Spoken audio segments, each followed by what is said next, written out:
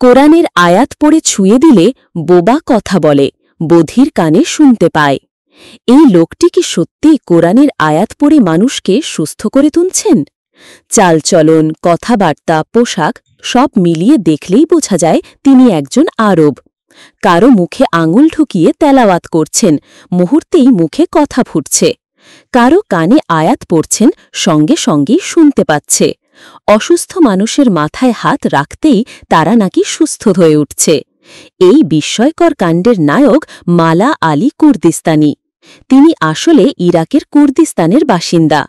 নিজের ফেসবুক পেজে পরিচয় দেন ডক্টর আলী মাহমুদ হাসান, ২৮ বছর ধরে ভেষজ চিকিৎসায় বিশেষজ্ঞ। তবে স্থানীয় সংবাদ মাধ্যমগুলো দাবি করে তার আসল নাম মোল্লা আলী কালাক। ফেসবুকে তার ফলোয়ার সংখ্যা ৫৮ লাখের বেশি। বাস্তব জগতেও তার রয়েছে হাজার হাজার অনুসারী। তবে প্রশংসার পাশাপাশি সমালোচনাও কম নয়, কারণ তার ভিডিওগুলোতে দাবি করা হয় তিনি কোরআনের আয়াত পড়ে রোগ নিরাময় করেন।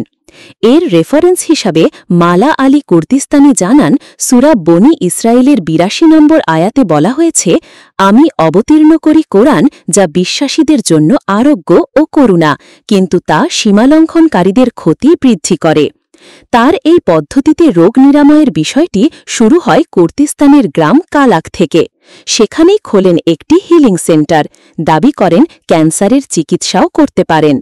চিকিৎসায় তিনি ব্যবহার করতেন উটের মূত্র ও দুধ। আবার রোগীকে চাবুক মারার দৃশ্যও ভাইরাল হয়।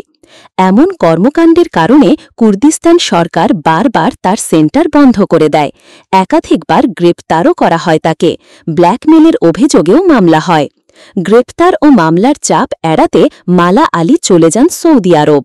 ২০২০ সালে মদিনায় তিনি দাবি করেন ১০ বছর ধরে অন্ধ এক ব্যক্তিকে সুস্থ করেছেন। ভিডিওতে দেখা যায় জিহ্বা দিয়ে আঙ্গুল ভিজিয়ে তা চোখে লাগিয়ে কোরআনের সূরা পড়তেই নাকি লোকটি দৃষ্টি ফিরে পান। বেশ কিছুদিন পর কুর্দিস্তান থেকে তিনি উপসাগরীয় অঞ্চল হয়ে তুরস্কে চলে যান। ইস্তাম্বুলে ক্লিনিক খোলেন। এরপর ২০২১ সালে মালা আলী যান পাকিস্তানে। সেখানে তাকে ঘিরে তৈরি হয় ব্যাপক উন্মাদনা।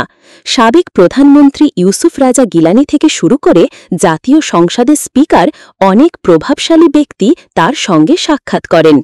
তবে তার এই ভিন্নধর্মী চিকিৎসা পদ্ধতিতে সবাই যে তাকে সমর্থন করেছেন তা নয়। পাকিস্তানের সংবাদ মাধ্যম ডন নিউজ প্রায়ই কড়া সমালোচনা করে থাকে তার। কুর্দিস্তান সহ অনেক দেশে মালা আলীর গুণসারী রয়েছে। ২০১৭ সালে তিনি আলোচনায় আসেন যখন দাবি করেন মার্কিন প্রেসিডেন্ট ট্রাম্পকে জিনে ধরেছে এবং তিনি চাইলে সেটিও তাড়াতে পারবেন। যদিও অনেক ইসলামিক স্কলার মালা আলীর আধ্যাত্মিকতা নিয়ে সন্দেহ পোষণ করে থাকেন। প্রশ্ন থেকেই যায়, মালা আলী কুর্দিস্তানি কি সত্যি আধ্যাত্মিক ক্ষমতার অধিকারী? আপনার মতামত কি? Truth or deception?